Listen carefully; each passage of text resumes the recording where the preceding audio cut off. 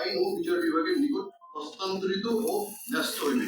এই আইনটা পাশ করা যাবে, অর্থাৎ সুপ্রিম কোর্ট সচিবালয়ে যেটুকু দায়িত্ব দেওয়া হয়েছিল পুরোটাই ওরা আবার আইন মন্ত্রণালয় নিয়ে গেল। Restoration of status quo ante in complete violation of the judgment of the division. এটা করতে পারে না, কোনো করার সুযোগই নেই।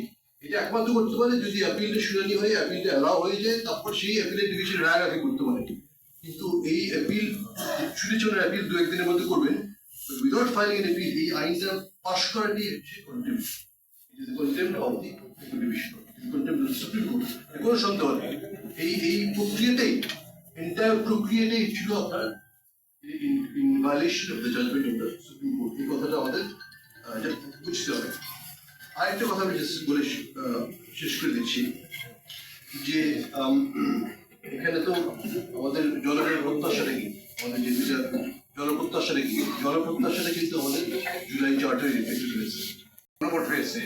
তো তাহলে ওটা তো মানা উচিত। প্রথমেই এখন যেটা করা উচিত, তাদের যে সংবিধান সংস্কার পরিষদ গঠন করাটা, যেটা তারা করে নাই, তারা যদি মানতে চান তাহলে সদিচ্ছা ওখানেই প্রদর্শন করা হয়, যদি তারা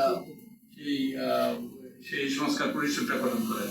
এনিওয়ে, তো এই জন্যই আমি আগে বলছি যে আমরা আশ্বাস পাচ্ছি কিন্তু আশ্বস্ত হতে পারছি না। তো কে বলতে চান? যে আমাদের মাইক তো আছে, বোধ হয় মাইক আছে না?